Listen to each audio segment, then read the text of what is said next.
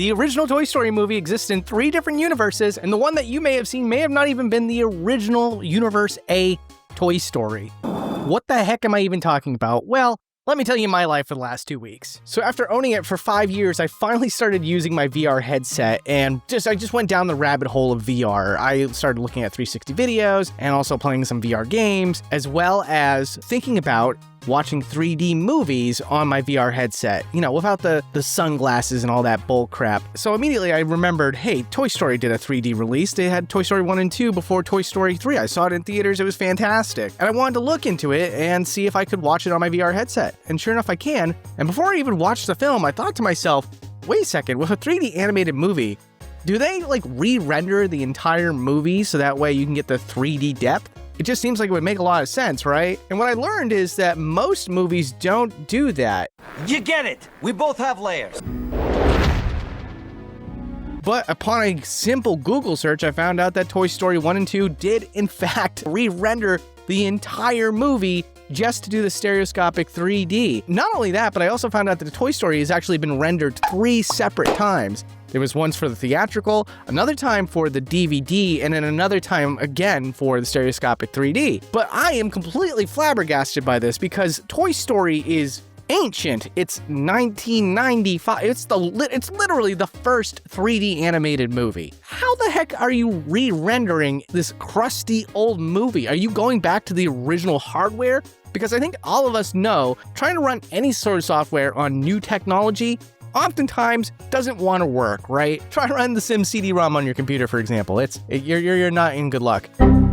So I started doing some research, trying to find any article that would answer this question for me. And honestly, I didn't get the results I really wanted from those articles. So I reached out for an interview with someone who actually worked on the Toy Story 3D conversion. And what he told me was that they spent months, literal months, trying to resurrect or rewrite the software to enable re-rendering. And so now basically at Pixar, they have a modified version of the software they use to animate and render Toy Story 1, where they can pull in the models and the lighting from the original film, but they can render it on current machines. He even was nice enough to tell me that back in the day, they used Sun 4 workstations. There's a picture of that. And now they just use Linux boxes. However, they did have to rewrite the shaders for the film because a lot of them couldn't be found or they just looked off in the new software, and some of the files for those shaders are actually on different employees' personal directories, aka their own computers. And then he uses the terms comping. He says comping the images was quite different. I had no idea what that meant, so I was like, comping. I was like, all right, what is comping? And apparently it's an insider term for compositing. And I'm like, okay, compositing, got it. No, I don't got it. What the heck is compositing? So essentially what compositing is for 3D animation is adding in a whole bunch of effects onto one thing separately. So like for the original Toy Story, they had to put the textures on separately on the models, but they call it shaders. Then things like reflections or shine and things like that. So effectively what they wanted to do though was to make all the lighting and shading and everything look the same, but in actuality, Pixar had to put in some serious work to make this version of Toy Story untraditionally from a lot of other studios. And yeah, pretty much this is why you don't see a lot of studios doing the same things with their 3D animated movies. It's a lot of work. Now, making a 2D movie into a 3D movie is also a ton of work, and believe it or not, just because they were able to re-render Toy Story 1 doesn't mean it's a clean finish, like I explained before, but even worse so, there were scenes that were actually made into 2D flat images, or paintings, as they like to be called, and maybe they were paintings, in fact. But, for example, this shot right here with Andy's driveway, this is actually all a 2D image except for the character models. So when you go into the files of Toy Story and you pull up this scene, you're just looking at a flat picture, not unlike something like Final Fantasy 7 through 9, where everything was pre-rendered and just superimposed behind the 3D character models. So what the interviewee, Bob Whitehill, had to do with his team, specifically Reed Sandros, was to do a traditional stereoscopic 3D transition. And to show you an example of how that's done really quickly, someone on Reddit did this 13 years ago, so thank you, sir. You take the original image here, and then you cut out the focal image, like in this case it's the bottle, and then you sort of paint the background over the original 2D image. Then you got background images like this table, and you can just isolate the table, allowing you to move the table back and forth without having to do any sort of painting. In the case of stereoscopic 3D, you want to have one that's slightly skewed to the left and one that's slightly skewed to the right. And then you can make the background basically the same in both eyes, so you can just isolate the background. And doing so creates the illusion of depth. Now, Pixar had to do this on a professional scale with a static image for Andy's driveway. The results were incredible, frankly. I would have never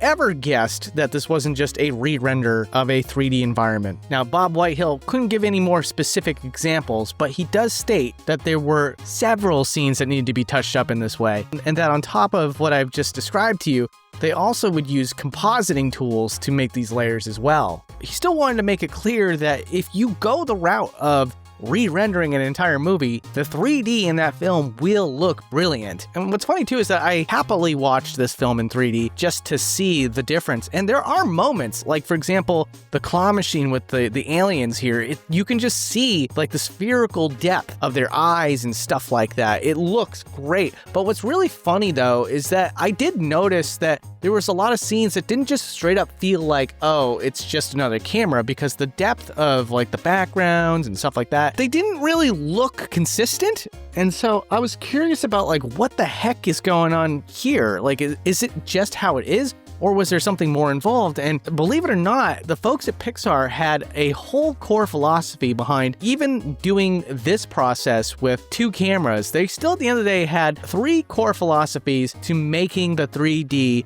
special in their minds. And that is the 3 C's: to make it comfortable for the viewer so that it's not an eye strain, consistent so that it feels like the original film. Now, what does that even mean? It means like basically, if there's an emotional moment, you want to pull the camera in and not make the 3D so intense. You want to put the focus really on the characters. And so you don't want it to be distracting. However, when there are scenes where there are human characters and these large environments that these toys are in are meant to feel massive in scale, it is then that they like to enhance the 3D and really give that sense of depth that the original film was clearly trying to portray. And then there's the final C, captivate, which its purpose is to at times draw the audience in with the 3D. They really want to essentially have moments where the 3D sells itself.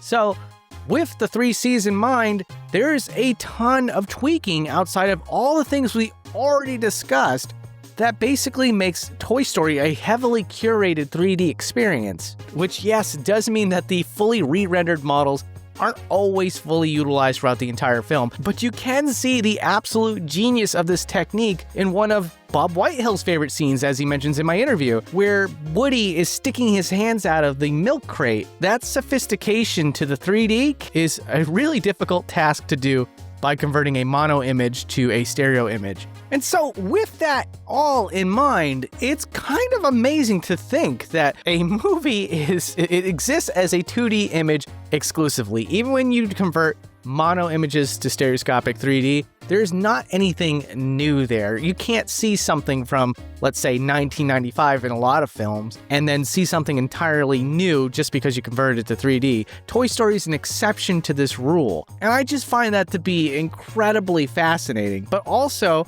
knowing what goes into the process now, I can't unsee it. I have multiple versions of Toy Story where I can show you side by side the images of one screenshot from another, and you can see the lighting take completely different turns between different versions. So here, if you focus on Buzz Lightyear's backside, you can see that the lighting is completely different from the DVD version over onto the 3D version. And also, I thought about it for a second. I was like, well, if they're gonna re-render it again, does that mean that there are some errors that get fixed along the way? Because I do remember seeing a Reddit post one time where it was like, oh, by the way, when they re-rendered it for DVD, Hannah's doll actually gets the wrong texture on her body, and it has a red dress instead of a blue dress. Well, looking over at the 3D version, you can see they fixed it. They made it back to its original blue dress that was in the VHS release. I did notice a couple of things with this one scene alone. For whatever reason, Woody has no motion blurring during the scene during the DVD version, which is not the case with the VHS version. A little weird, but the 3D version fixes that and has the motion blur again. And then immediately after that, guys, I can't escape this as the freaking boundary break guy, but as Woody is running towards the camera to get to the bowl of milk, in the DVD version, his leg clips into the camera and you can see inside of his body. You can see his other shoe, you can see the inside of his boot, things you're just not supposed to see. A boundary break, if you will. And so I was really curious about that. I was like, hey, did the 3D version fix this? Because I mean, like, it should be more noticeable than ever before if we're literally seeing these things pop out in 3D. And they did. All the frames where Woody's leg clips into the camera is touched up and fixed for this release. It's also one of the very rare few scenes where the entire background is shifted on both the left and right eye. So the left eye will not match up with the DVD release. The DVD release has the background somewhere in between the left and right eye, which is really cool. It's really interesting to see. And again, you could just see this sort of stuff all over the place, like the for sale sign that's outside the window here. It's way more blurry in the DVD version, and by contrast, way sharper in the 3D version. So what I usually do is I like to look at video games out of bounds, and do I want to look at a theatrical film out of bounds?